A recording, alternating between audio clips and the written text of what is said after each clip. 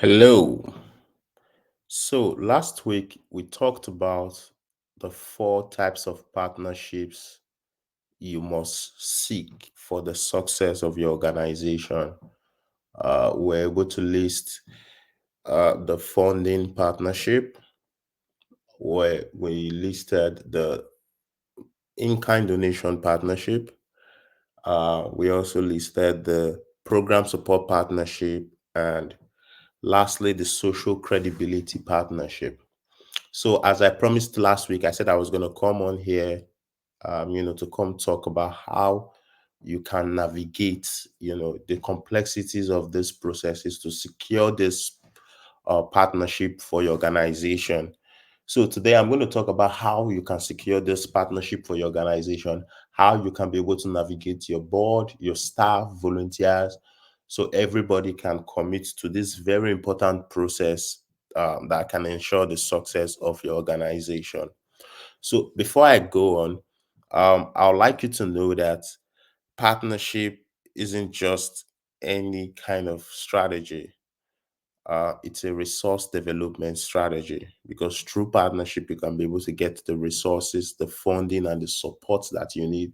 And in that sense, it is important that this strategy is driven by or from the board, because the board is the body with the immediate responsibility to ensure, funding the organization, to ensure building these partnerships across the community that's necessary for the growth of the organization.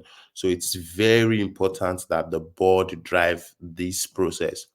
So what we've noticed is there's a huge disconnect when it comes to this process with board members, because a lot of board members don't really know their responsibilities, or they don't really see themselves playing in these active roles within the organization.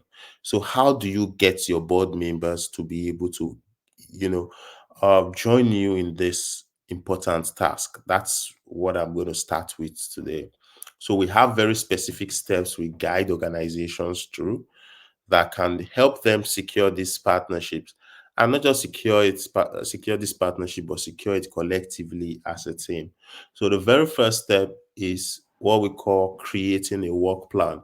Some people call it strategic plan, some people call it your program calendar, but a work plan basically is a series of activities, programs, events that you're going to be executing over a specific period of time. So it could be a year, right?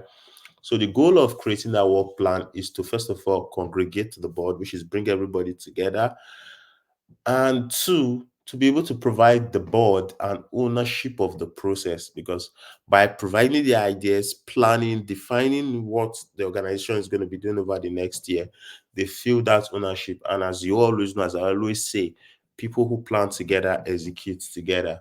So once you're done creating the work plan, the next step is to then work with your board members to identify the resources you're going to need to make the plan work.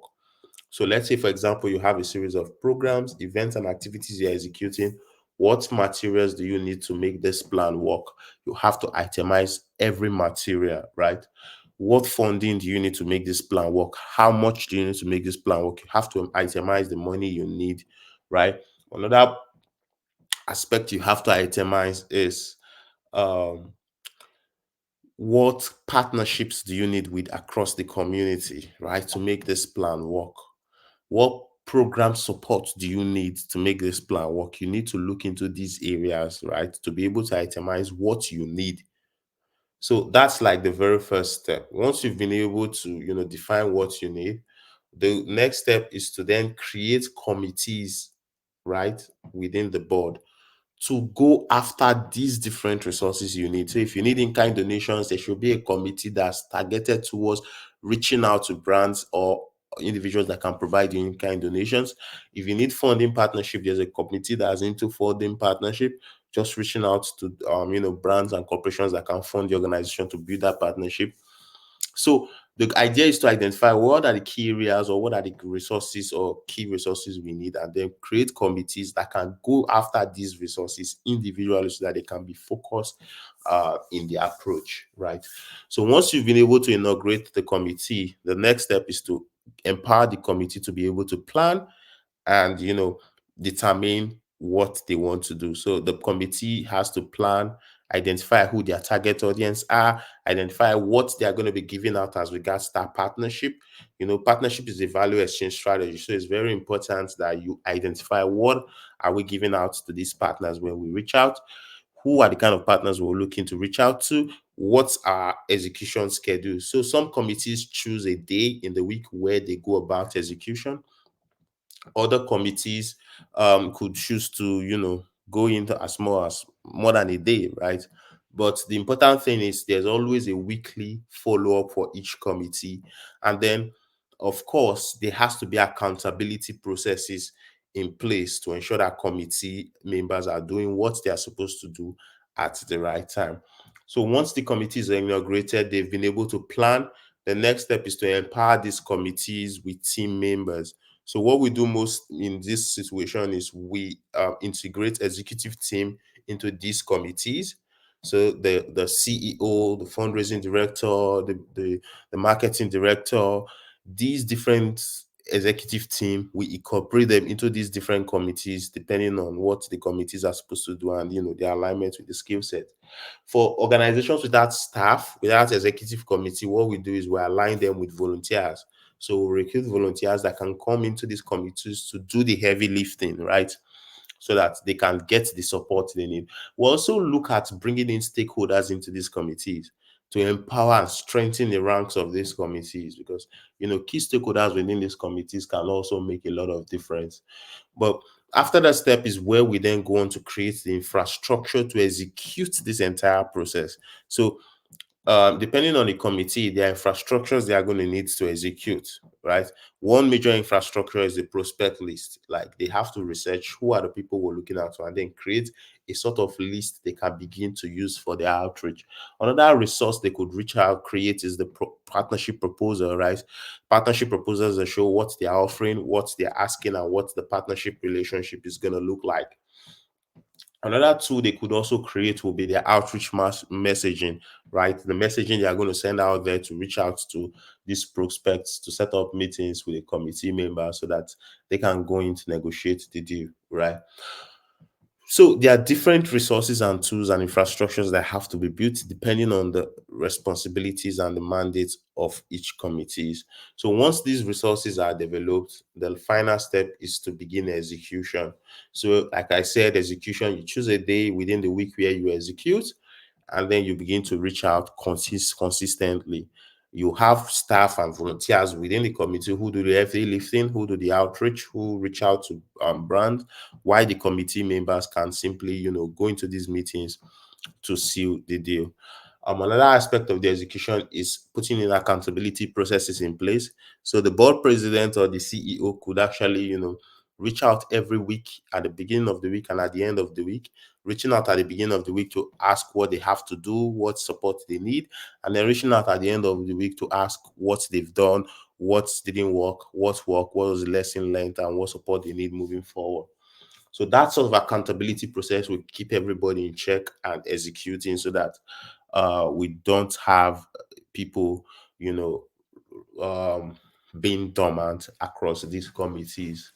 So basically that's it. And then of course you delegate responsibility to each committee member depending on the responsibilities that are necessary for the committees to take on.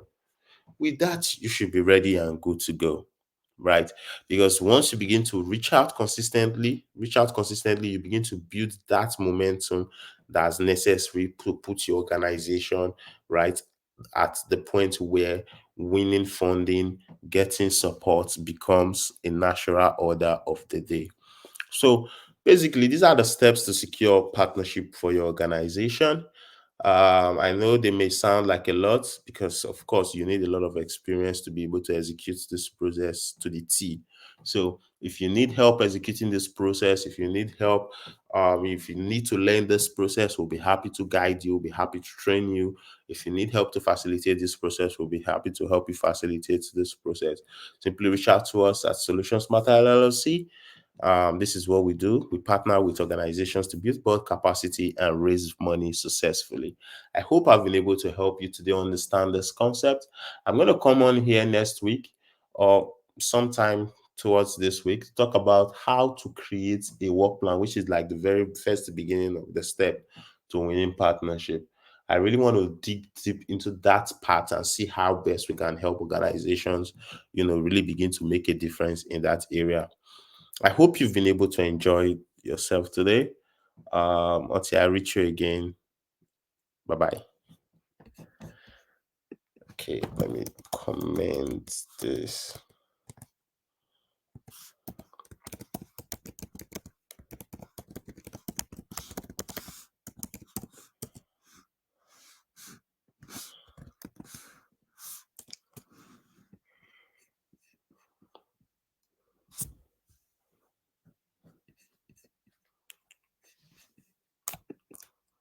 Okay.